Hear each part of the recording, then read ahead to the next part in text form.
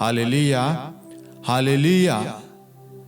मेरे प्यारे भाइयों और बहनों, आज हमारे मनन चिंतन का विषय है समय की कमी।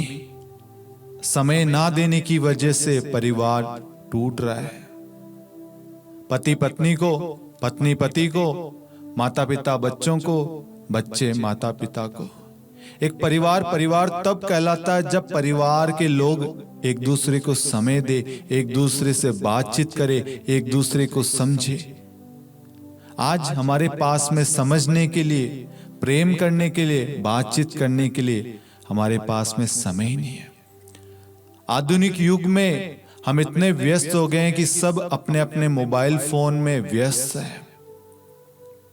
हम अपने परिवार से बात करेंगे नहीं, लेकिन मोबाइल फोन से अपने दोस्तों से, अपने रिलेटिव, अन्य लोगों से हम बातचीत करेंगे, लेकिन परिवार के लोगों से बात करना पसंद नहीं करते। बेटा कहता है पापा मुझे आपसे बात करनी है। पापा कहते हैं बेटा अभी मेरे पास समय नहीं है, अभी मैं व्यस्त हूं। पत्नी पति को कहती है, पति कहता है बाद में बात करेंगे, अभी समय ही नहीं है।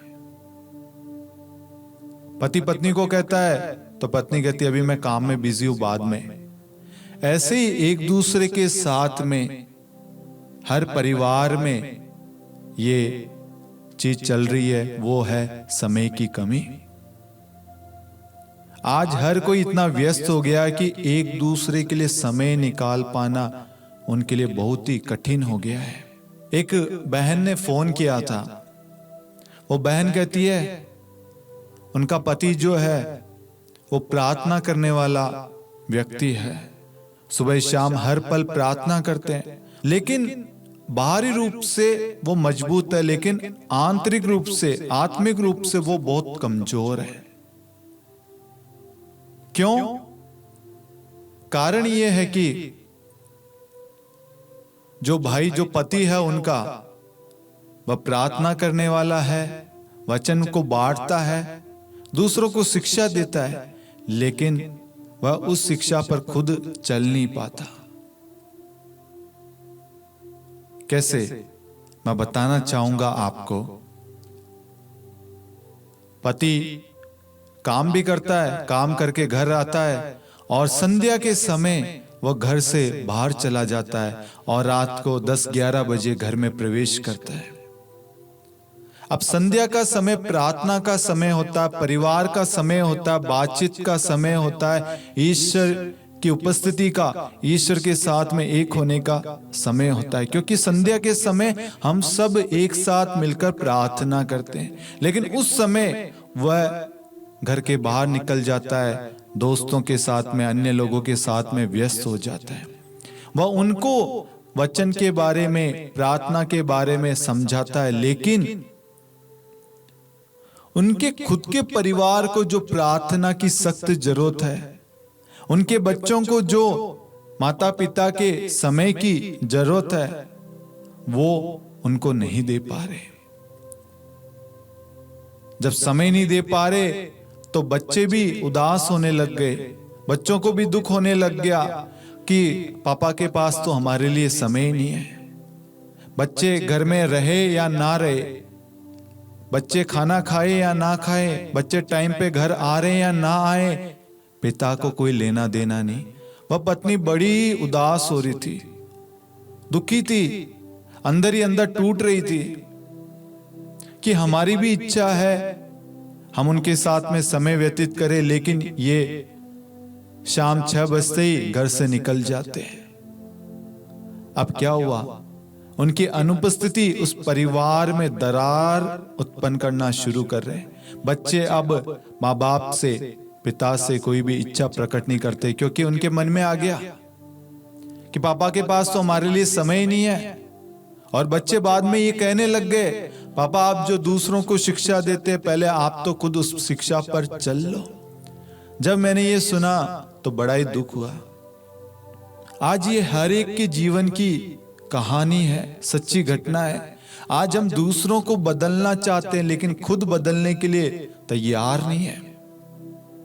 ये बच्चे, ये परिवार, ये पत्नी, ये पति, ये आपका है, किसी और का नहीं है। सबसे पहले अपने परिवार में प्रार्थना का बीज बोइए। प्रार्थना के समय आप परिवार में उपस्थित हो। एक दिन, 2 दिन, 3 दिन की बात अलग होती है, कोई काम है आप जा रहे हैं, लेकिन यदि आपका ये डेली का रूटीन है तो ये गलत है। और आप जहां कहीं पे भी वचन बांट रहे हैं, वो वचन काम नहीं करेगा। क्यों? क्योंकि वो वचन पनप नहीं रहा, क्योंकि परिवार से ही सुसमाचार की शुरुआत हुई है। क्योंकि प्रभु यीशु स्वयं मनुष्य का रूप धारण करके एक बालक के रूप में माता मरियम और यूसुफ के जीवन में आए, और वह माता पिता के अधीन रहे, उनकी आज्ञाकारिता में और उनके पालन पोषण में बढ़ते गए। उन्होंने हर एक आज्ञा का पालन किया। प्रार्थना का एक समय होता, परिवार का एक समय होता है, हर एक चीज का समय होता। मेरे प्यारे भाइयों और बहनों, वो भाई अपने परिवार को समय ना देने की वजह से उस परिवार में फूट पड़ गई।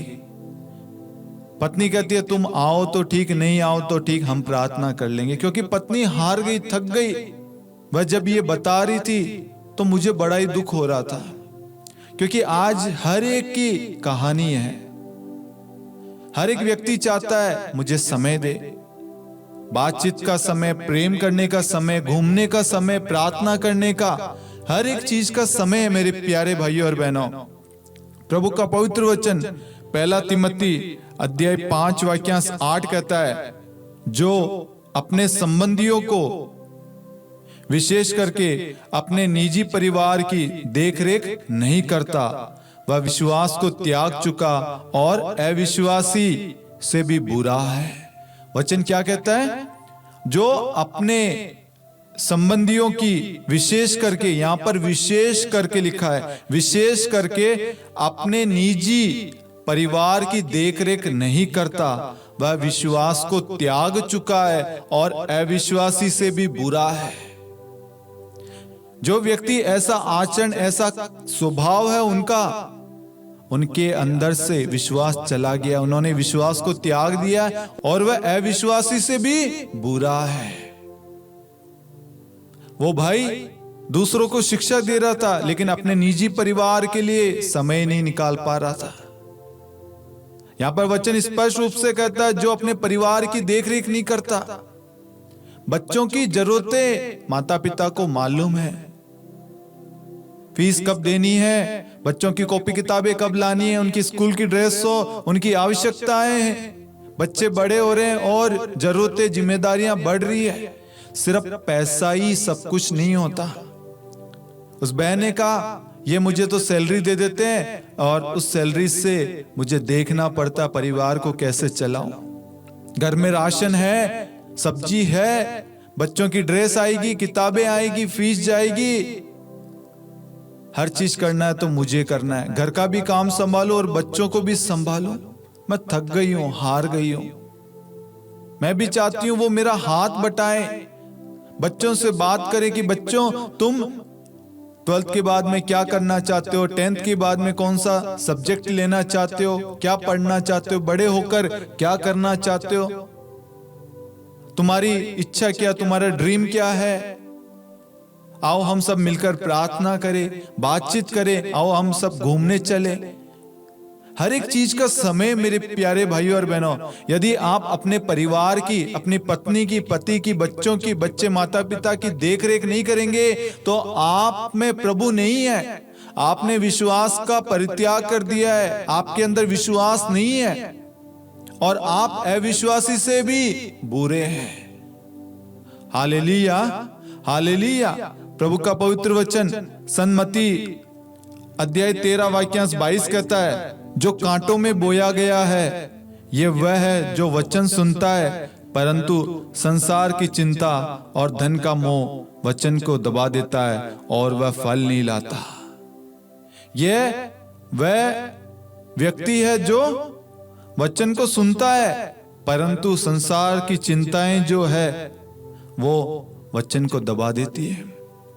हम वचन को पढ़ते हैं, सुनते हैं, प्रार्थना करते हैं, लेकिन संसार की जो चिंताएं हैं, अन्य चीजें हैं, वो हमारी प्रार्थना पर असर डालती है, वह हमें उस वचन पर चलने नहीं देती। और धन का मोह वचन को दबा देता और फल नहीं लाता। हमारी इच्छाएं कुछ और है। हम सोच रहे हैं हम दूसरों का जीवन बदले, दूसरों के लिए ये करे, दूसरों के लिए वो करे, लेकिन आप सबसे पहले अपने परिवार की देखरेख करें। आपके परिवार को देख के लोगों का जीवन अपने आप बदलेगा। सबसे पहले आप अपने आप को बदलने की कोशिश कीजिए। दुनिया को बाद में, सबसे पहले अपने आप को बदले। आप खुद बदलेंगे, दुनिया अपने आप बदल जाएगी। क्योंकि जब हम प्रभु की नजर से, प्रभु के प्रेम से कहेंगे, बोलेंगे, देखेंगे ना, तो सब कुछ सही लगेगा, सब कुछ अच्छा लगेगा। लेकिन हम अपनी बुद्धि से, अपने ऊपर घमंड करते हुए, अपनी सोच से करेंगे या देखेंगे तो हर चीज में कमी नजर आएगी। इसलिए प्रभु का वचन कहता है, जो वचन सुनता परंतु संसार की चिंताएं उस वचन को दबा देती है। और क्या होता है, धन का मोह हमें अपने जीवन में फल उत्पन्न करने नहीं देता। क्योंकि हमारा मोह किसमें? धन में, अन्य चीजों में, प्रभु में नहीं, परिवार में नहीं, बाकी चीजों में। जो ऐसा आचरण करते हैं, जो अपने परिवार को समय नहीं देते, प्रभु उनके जीवन में कोई भी कार्य नहीं कर पाता, उनके जीवन को बदल नहीं पाता। प्रभु का पवित्र वचन कहता है, एफेसियों अध्याय 5 वाक्यांश 16, वर्तमान समय से पूरा लाभ उठाए। क्या कहता है वचन? वर्तमान समय से पूरा लाभ उठाए। आपको जो समय दिया गया उस समय का सदुपयोग करें। अपने परिवार के साथ, अपने पत्नी के साथ, अपने पति के साथ, अपने बच्चों के साथ उस समय का सदुपयोग और लाभ उठाए। यदि आप ये समय अपने बच्चों, अपने परिवार के साथ में नहीं व्यतीत करेंगे तो आगे जाके आपके लिए बुरा समय बन जाएगा। आज आप बच्चों को समय नहीं दे रहे, कल बच्चे आपको समय नहीं देंगे। आज आप जवान हैं, कल आप जब बुढ़ापे की अवस्था, एक वृद्धावस्था में आएंगे, तब बच्चे आपको नहीं संभालेंगे। बच्चे कहेंगे आपने हमारे लिए क्या किया। ऐसे ही पति पत्नी के बीच में, परिवार में, हर एक के बीच में हमें हर एक चीज को समय देना है। पत्नी को, माता पिता को, बच्चों को, हमारी जरूरतों के लिए, प्रार्थना के लिए, चर्च के लिए, हमारी जिम्मेदारियों के लिए, हर एक चीज के लिए समय देना है। मेरे प्यारे भाइयों और बहनों, प्रभु का पवित्र वचन कहता है, पृथ्वी पर हर बात का अपना वक्त और हर काम का अपना समय होता है। प्यार करने का एक समय है। प्रभु का वचन कहता है, उपदेशक ग्रंथ अध्याय 3 वाक्यांश 1 और 8 में, पृथ्वी पर हर बात का अपना वक्त और हर काम का अपना समय होता है। प्यार के लिए एक समय है, परिवार के लिए एक समय है, बच्चों के लिए एक समय है। इसलिए जो व्यक्ति ये कहते हैं ना, मेरे पास समय नहीं है, मेरे पास समय नहीं है, वो अपने आप को सुधारे। आपका परिवार ही आपके लिए सब कुछ है। आपका असली धन आपका परिवार है। यदि आप परिवार को समय नहीं देंगे, आपका परिवार आपसे दूर हो जाएगा। यदि आप आज इसी वक्त से अपने परिवार को समय देंगे, आपका परिवार आपके निकट आएगा, आपके पास आएगा। इसलिए प्रभु का वचन कहता है, ईश्वर के पास जाएं और वह आपके पास आएगा। जब तक आप अपने परिवार के पास नहीं जाएंगे, उन्हें समय नहीं देंगे, उन्हें समझेंगे नहीं, उनकी बातों को सुनेंगे नहीं, उनकी जरूरतों को पूरा नहीं करेंगे, उन्हें समझाएंगे नहीं, उनसे बातचीत नहीं करेंगे, तब तक आपके परिवार में प्रभु की आशीष नहीं आएगी। रुकावट, बाधाएं, परेशानियां, विपरीत परिस्थितियां उत्पन्न होगी। हो सकता है बच्चे कोई बात मम्मी को नहीं बता रहे, पापा को बताना चाहते हैं, वो वेट कर रहे हैं, कोई सरप्राइज हो। हो सकता है मम्मी का बर्थडे आ रहा है, वो कहना चाहते पापा अपन कहीं बाहर घूमने चले, मम्मी का बर्थडे हम बाहर मनाएं। उनकी इच्छा है, वो बात करना चाहते, वो समय चाहते हैं, लेकिन पापा अभी नहीं, बाद में बात करेंगे, अभी मैं बिजी हूं। आजकल तो हमारे पास में, हर एक के पास में फोन है और डाटा भी है और कॉल्स करने के लिए अनलिमिटेड पैक भी है। ये सब कुछ होने के बावजूद हम एक दूसरे से बातचीत नहीं करते, एक दूसरे की बात को नहीं सुनते, एक दूसरे के लिए समय नहीं निकाल पाते। हम पुराने लोगों से सीखें, उनका हर एक चीज का समय है। शाम को 7 बजे परिवार में प्रार्थना करना है तो करना है, चाहे तुम कहीं पे भी क्यों ना हो, 7 बजे घर पे उपस्थित होना है। 8 बजे एक साथ खाना खाना है तो एक साथ खाना खाना है, कोई अकेला नहीं। ये एक नियम होता था परिवार का। आज क्या होता है, प्रार्थना के लिए एक बेटा उस कमरे में, एक बेटी उस कमरे में, पति कहीं और, पत्नी ऑल्टर के सामने बैठ के प्रार्थना कर रही है, वो आवाज दे रही है, बच्चे ईयरफोन डाल के मोबाइल में गेम गाने सुन रहे हैं, पति अपने ऑफिस के काम में, अन्य कामों में व्यस्त है। आज आप प्रार्थना को समय नहीं देंगे, कल वचन आपके जीवन में कार्य नहीं करेगा। आज आप प्रार्थना को समय नहीं देंगे, इसकी वजह से कल जब आपके जीवन में कोई अनहोनी घटना या कोई परेशानी आएगी तो आप तिलमिला जाएंगे, बिखर जाएंगे, टूट जाएंगे, क्योंकि प्रार्थना नहीं करोगे तो वचन कैसे याद होगा, और वचन याद नहीं होगा तो आप उस परिस्थिति में प्रार्थना कैसे करेंगे। Hallelujah, hallelujah. आज हर एक की कहानी यही है मेरे प्यारे भाइयों और बहनों। आज परिवार की प्रार्थना का जो समय होता है, परिवार का समय होता है, उस वक्त हम बच्चों को ट्यूशन भेज देते हैं। हम सोचते हैं सारा ज्ञान सब कुछ वहीं से मिलेगा। हर चीज का समय होता है मेरे प्यारे भाइयों और बहनों। उपदेशक ग्रंथ अध्याय 3 में प्रभु कहता है, पृथ्वी पर हर एक बात का अपना वक्त और हर काम का अपना समय होता है।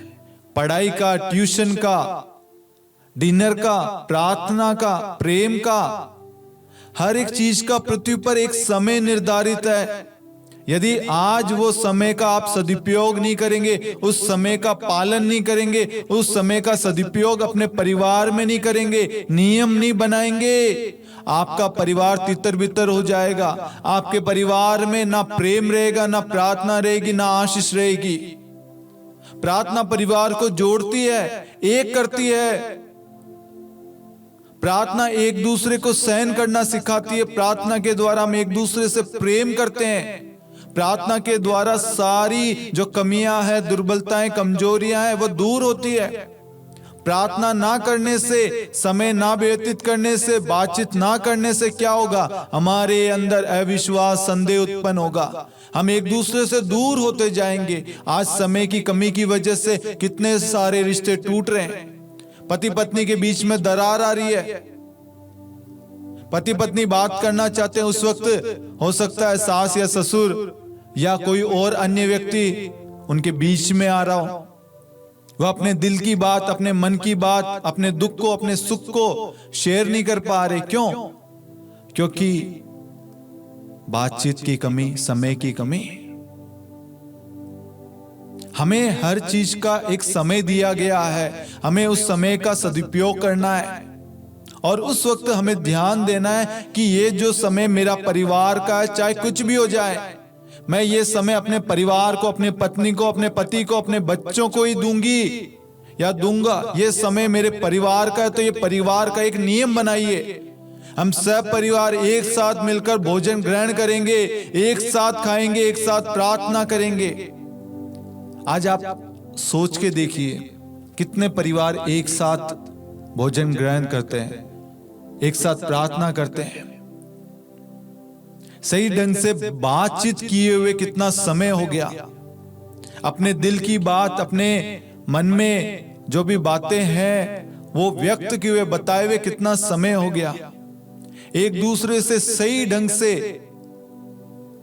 हमने आखिरी बार कब समय व्यतीत किया होगा एक दूसरे के साथ? हम कब एक दूसरे के साथ हंसे होंगे? कब हम एक दूसरे के साथ बाहर घूमने गए होंगे? मैं आपको बताना चाहता हूं, मैं, मेरी पत्नी और मेरे परिवार में एक नियम है, हम सब कहीं ना कहीं एक दिन, महीने में और 2 महीने 3 महीने में एक बार हम कहीं आसपास में कोई गार्डन में, जैसे अजमेर के अंदर आना सागर है, बहुत सारी जगह है, पहाड़ है, घूमने की जगह, देखने की, हम घर से बाहर निकलते हैं और एक दूसरे के साथ में समय व्यतीत करते हैं। और इस समय क्या होता है, हम एक दूसरे के साथ में जुड़ते हैं, एक दूसरे के साथ में समय व्यतीत करते हैं। उसकी वजह से जो भी गिले शिकवे होते हैं, कोई नाराजगी होती है, समय ना देना या बातचीत की कमी, कुछ भी हो सकता है, वो ये सब करने से हट जाता है। हमारे घर का एक नियम है, अगर हमारे घर में कोई एक भी व्यक्ति चर्च ना जाए तो दूसरा व्यक्ति वेट नहीं करता, तेरे चक्कर में मैं क्यों चर्च ना जाऊं। वो चाहे बारिश आए, तूफान आए, कुछ भी आए, वो चर्च जाएंगे। इसलिए परिवार बढ़ चढ़कर प्रार्थना में भाग लेता है।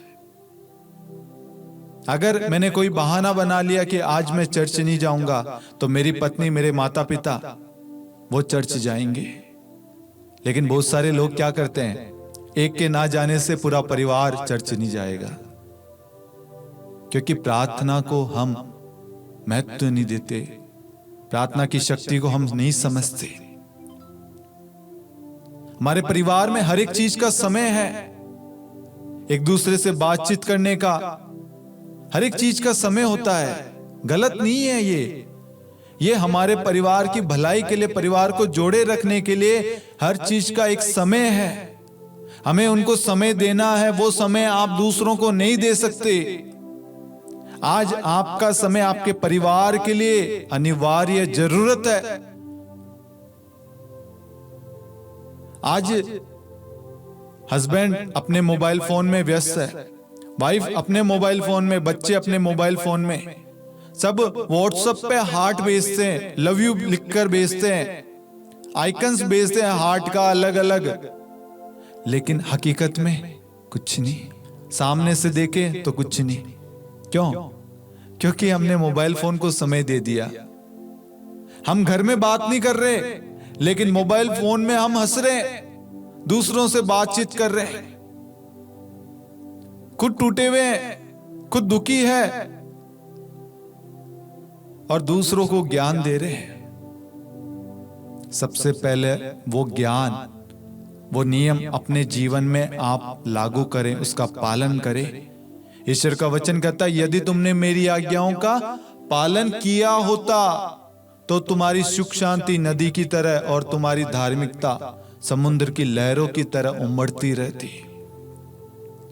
आज ईश्वर चाहता है कि हम ईश्वर की हर एक आज्ञाओं का पालन करें, अपने परिवार से प्रेम करें, अपने परिवार को जोड़े रखने के लिए उनको समय दे, उनके साथ बातचीत करें, उनके सुख दुख को समझे, उनकी आवश्यकता को जाने, उनकी जरूरतों में उनका साथ दे। यदि कोई जॉब, कोई नौकरी, कोई काम आपके परिवार को समय देने में, परिवार के साथ बातचीत करने में बाधा उत्पन्न कर रही है, मैं कहूंगा उस नौकरी को छोड़ दो। हो सकता है आज आपके जीवन में थोड़ी परेशानी होगी, लेकिन आपका परिवार जुड़ा रहेगा, और आपका परिवार जुड़ा रहेगा तो क्या होगा, आपके परिवार की प्रार्थना के द्वारा प्रभु आपके जीवन में आशीष उंडेलेगा। आज आप क्या करते हैं? आज आप प्रार्थना को, अन्य चीजों को छोड़कर, परिवार से दूर होकर कामकाज में लगे रहते हैं, मेहनत करते हैं। मेहनत करना गलत नहीं है, लेकिन वो मेहनत अपने परिवार के लिए फल उत्पन्न ना करे। ऐसी मेहनत करके क्या मतलब? बच्चे माँ बाप के साथ में खेलना चाहते हैं, उनके साथ हंसना चाहते हैं, समय व्यतीत करना चाहते हैं, उनसे मजाक मस्ती करना चाहते हैं, लेकिन यदि आपकी जॉब, आपका कामकाज बच्चे और आपके बीच में, आपके रिश्तों के बीच में, आपके परिवार के बीच में कोई चीज आ रही है जो बाधा बन रही है, उस बाधा को सबसे पहले हटाइए। आपका परिवार ही आपका सब कुछ है। परिवार ही आपका सब कुछ, असली धन आपका परिवार, आपके बच्चे ही आपके असली धन है। सब कुछ आपका परिवार है। यदि आज आपके जीवन में आपकी पत्नी आपका साथ नहीं देगी, आपको नहीं समझेगी, दुनिया भी नहीं समझ पाएगी। आपके बच्चे आपको नहीं समझेंगे तो दुनिया भी नहीं समझ पाएगी, क्योंकि उंगली सबसे पहले आप पर उठेगी। देखो कैसा परिवार है। इसलिए आज से अपने जीवन में, अपने परिवार में प्रार्थना को महत्व दें। प्रभु का पवित्र वचन कहता है विधि विवरण ग्रंथ अध्याय 6 वाक्य 7 में, अपने बच्चों को हमें ईश्वर की शिक्षा देनी है। विधि विवरण ग्रंथ अध्याय 6 वाक्य 7 में प्रभु कहता है अपने बच्चों को बचपन से ही ईश्वर की शिक्षा दे, तालीम दे। उनको बताएं परिवार क्या होता है, रिश्ता क्या होता है, प्रार्थना क्या होता है, वचन क्या है, प्रभु कौन है, यीशु मसीह कौन है, नबी कौन है, प्रेरित कौन है, संत कौन है, माता मरियम कौन है। ये हमारे जीवन में महत्वपूर्ण क्यों है, इनके बिना हमारा जीवन अधूरा क्यों है। कौन हमें जीवन देता है, कौन हमारे परिवार को संभालता है, कौन हमें जोड़े रखता है, कौन हमें प्रेम प्रदान करता है, कौन हमारे साथ सदा सर्वदा हमारे साथ रहता है, किसकी शक्ति, किसका सामर्थ्य हमारे अंदर क्रियाशील है, कौन हमें दृष्टि देता है, कौन हमें प्यार करना सिखाता है। बच्चों को बताइए पवित्र शास्त्र बाइबल के बारे में, वचन के बारे में, प्रभु यीशु के बारे में बताइए। आप बचपन में बच्चों के जीवन में प्रभु का बीज बोएंगे ना, जब वह बच्चे बड़े होंगे तो वो वचन, वो प्रार्थना उनके जीवन की रक्षा करेगा, उन्हें मजबूत बनाएगा। आज बहुत सारे परिवारों में कमी यही है, क्योंकि माता पिता के पास में समय ना होने की वजह से परिवार में प्रार्थना नहीं होती, और परिवार में प्रार्थना ना होने की वजह से बच्चे बिगड़ जाते हैं, दूर हो जाते हैं, गंदी संगति में, गलत कार्य में पड़ जाते हैं, और बाद में माता पिता बोलते हैं हमारे बच्चे राह पर नहीं है। बच्चे तो राह पर थे, लेकिन जब राह का समय आया था, जब उन्हें सही शिक्षा, सही ज्ञान की आवश्यकता थी, सही मार्ग बताना था, उस वक्त हम सब व्यस्त थे, हमारे पास में समय नहीं था। आज एक समय चला गया तो चला गया। आज इसी वक्त यदि आप अपने बच्चों को समय देना स्टार्ट करेंगे ना, कल जाकर बच्चों के जीवन में प्रभु का अभिषेक, प्रभु का सामर्थ्य, प्रभु की आशीष कार्य करेगी। प्रार्थना के प्रति बताइए, भक्ति श्रद्धा के बारे में बताइए, चर्च जाना क्यों जरूरी है। आज आप बच्चों को तालीम नहीं देंगे, शिक्षा नहीं देंगे, वो भटक जाएंगे। लोगों को लगता है प्रार्थना करना ये चीजें फालतू व्यर्थ है। नहीं, प्रार्थना करने से हमें हौसला, सामर्थ्य, बल, शक्ति, प्रेम, आनंद सब कुछ प्रार्थना करने से मिलता है।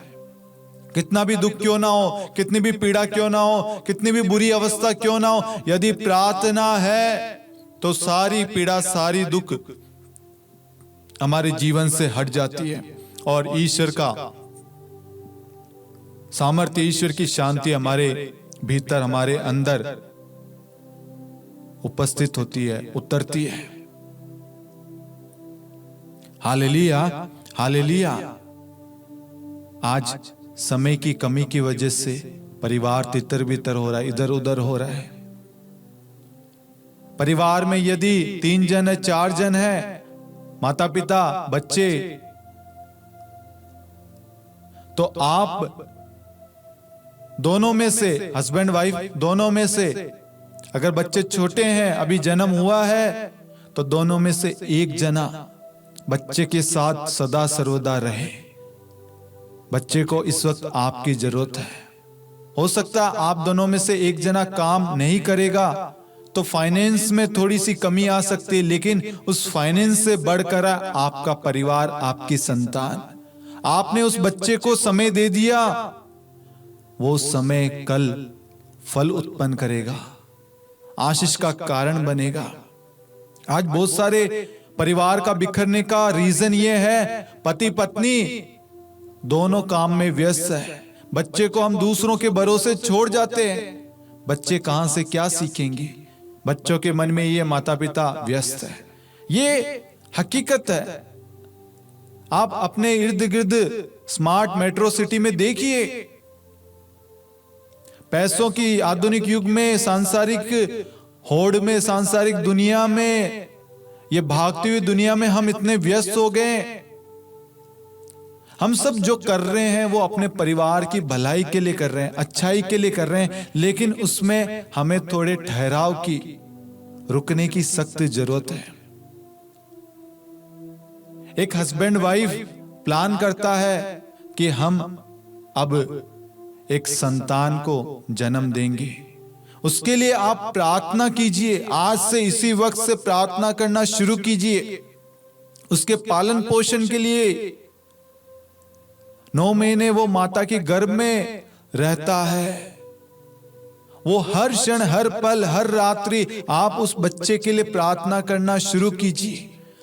जो आप बीज बोएंगे वो उसके अंदर कार्य करेगा।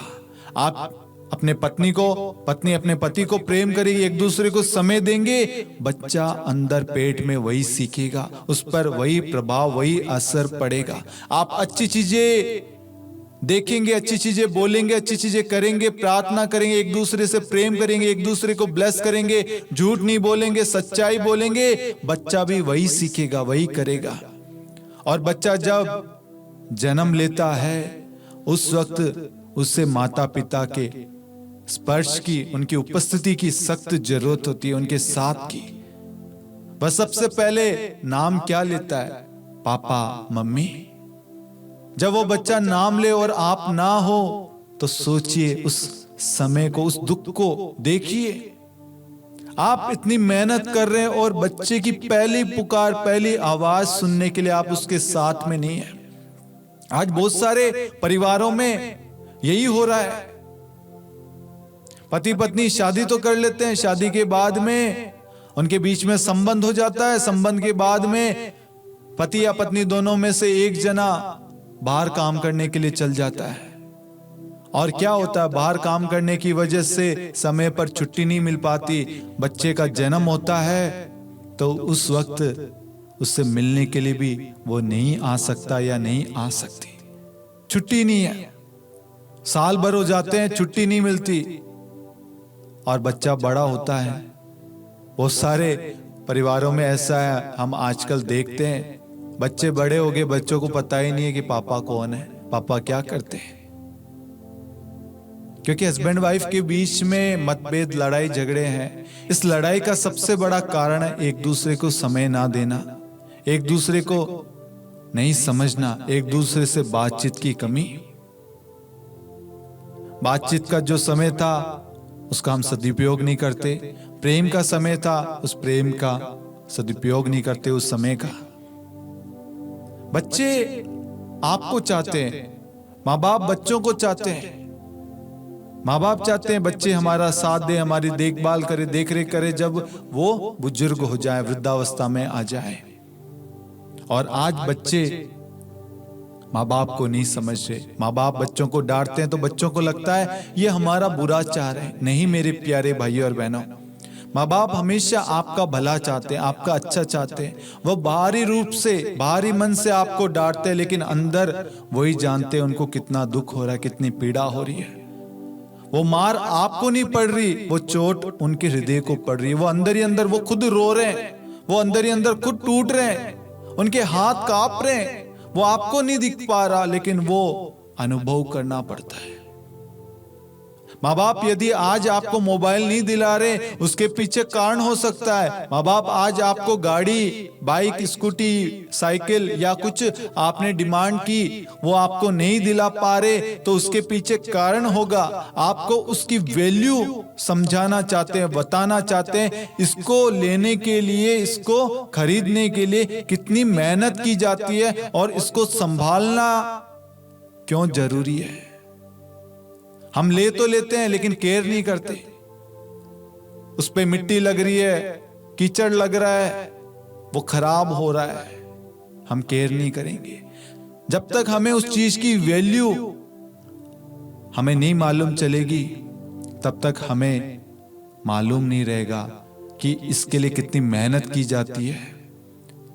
बहुत सारे माता पिता आसानी से बच्चों को हर चीज दे देते हैं, लेकिन बाद में क्या होता है, उनको ना पैसों की ना उस चीज की कदर होती है। उन्हें लगता है सब ऐसे ही आता है, पापा कमा रहे हैं ना, लेकिन ये नहीं पता पापा मम्मी जो कमा रहे हैं उसके पीछे कितनी मेहनत है, दिन रात पसीना बहा रहे हैं, समय पर खाना खाते नहीं खाते, अपने लिए कुछ लेते हैं या नहीं लेते, अपनी आवश्यकताओं को त्याग देते, अपनी इच्छाओं को मार देते हैं। किसके लिए? बच्चों के लिए। आज माँ बाप बच्चों के बीच में एक दुश्मनी हो चुकी है। बच्चों को लगता है माँ बाप हमारे खिलाफ है, और माँ बाप को लगता है बच्चे हमारी नहीं सुनते। इन सब के पीछे कारण यही है, समय की कमी, बातचीत की कमी, समझ की कमी, प्रेम की कमी। जब आप अपने जीवन में इन सारी चीजों को सुधारेंगे, संभालेंगे, तो आप एक दूसरे को समय देंगे, आपका परिवार फलेगा फूलेगा। प्रभु का पवित्र वचन आगे कहता है, रोमियो अध्याय 12 वाक्यांश 10 में, आप सच्चे भाइयों की तरह एक दूसरे को सारे हृदय से प्यार करें, हर एक दूसरे को अपने से श्रेष्ठ माने। वचन कहता, आप सच्चे भाइयों की तरह एक दूसरे को सारे हृदय से प्यार करें। क्या आप सच्चे हृदय से एक दूसरे को प्यार करते हैं या नहीं? क्या आप एक दूसरे को अपने से श्रेष्ठ मानते हैं या नहीं? यदि नहीं, तो ईश्वर आज हमें एक अवसर देता है, हम एक दूसरे को अपने से श्रेष्ठ माने। पति पत्नी को प्यार करे, समझे। पत्नी पति को, माता पिता बच्चों को, बच्चे माता पिता को प्यार करे, समझे। वो जो कह रहे हैं हो सकता है वो आपकी भलाई के लिए है, आपकी अच्छाई के लिए। उसमें कड़वाहट होगी, उसमें थोड़ा सा गुस्सा नजर आएगा आपको, लेकिन वो आपके लिए भलाई का कार्य उत्पन्न करेगी, भलाई का साधन बनेगी। इसलिए प्रभु कहता है, प्रेम से एक दूसरे को समय दो। रोमियो 12:10 कहता है, सारे हृदय से प्रेम करो, अपनी पत्नी को प्रेम करो, उनके साथ समय व्यतीत करो, उन्हें समझो, उनके दुख सुख को, उनकी आवश्यकताओं को, उनकी जरूरतों को समझो। उन्हें धन दौलत की नहीं बल्कि आपकी जरूरत है। आप उनके साथ हो तो सारी जरूरतें पूरी हो चुकी है, सारी आवश्यकताएं पूरी हो चुकी है, क्योंकि उनकी असली आवश्यकता, असली जरूरत है आपका साथ, आपका समय, आपकी उपस्थिति। आप उनके साथ हैं, उनको सब कुछ मिल गया, उन्हें किसी चीज की जरूरत नहीं है। ये एक दूसरे के लिए, पति को पत्नी की, पत्नी को पति की, माता पिता बच्चों को, और बच्चों को माता पिता की। आगे प्रभु का वचन कहता है, सन्मति अध्याय 11 वाक्यांश 28, थके मांदे बोझ से दबे हुए लोगों, तुम सबके सब मेरे पास आओ, मैं तुम्हें विश्राम दूंगा। आज हम सब अपनी अवस्था को, अपनी परेशानियों को, अपने रिश्तों को, अपने परिवार को, हर एक चीज को लेकर प्रभु के पास आए, ताकि प्रभु हमें शांति दे। हमारे जो भी भार है, जो भी परेशानी है, जो भी पीड़ाएं हैं, जो भी टकराव है, मतभेद है, रिश्तों में जो भी दरार है, प्रभु उन सबको सही कर देगा। आज से पहले आप अपने परिवार को समय नहीं देते थे, परिवार के साथ समय व्यतीत नहीं करते थे, अपने कामों में व्यस्त रहते थे, लेकिन आज प्रार्थना के द्वारा, प्रभु वचन के द्वारा हमें एक नया अवसर प्रदान करता है। एक नया व्यक्ति, एक आदर्श परिवार बनने का हमें अवसर देता है।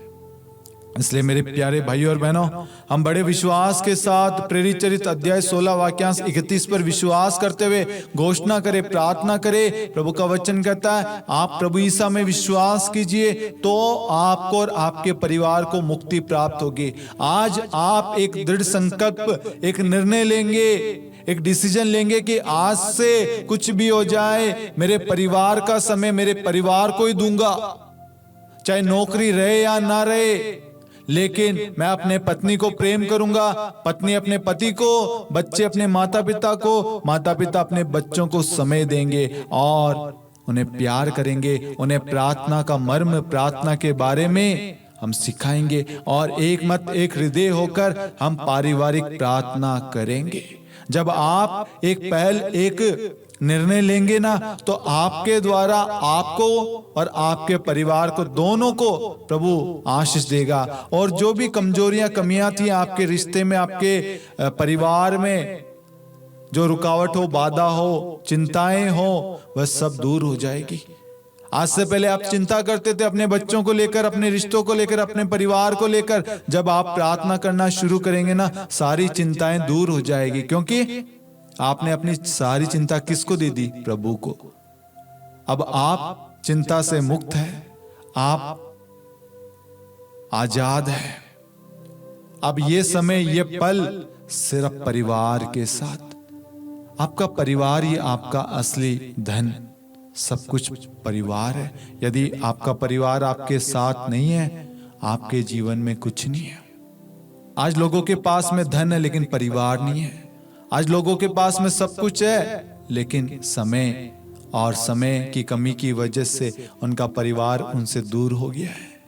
जो समय परिवार को देना था, उस वक्त वह अन्य चीजों को प्राथमिकता देते थे, और आज वह उस परिवार को पाना चाहते हैं तो परिवार उनके साथ नहीं है। टकराव चल रही है, डिवोर्स के लिए अप्लाई कर रखा, बहुत सारे परिवारों ने डिवोर्स कर दिया।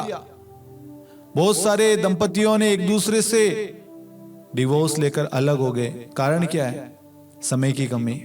ये मुझे समय नहीं देते, ये मुझे समय नहीं देती, ये मुझे नहीं समझता, ये मुझे नहीं समझती। ये कारण आपके पवित्र रिश्ते को खत्म कर रही है। इसलिए हम सुधरे और सुधारें अपने परिवार को। आज से, इसी वक्त से अपने परिवार में समय देना शुरू करें।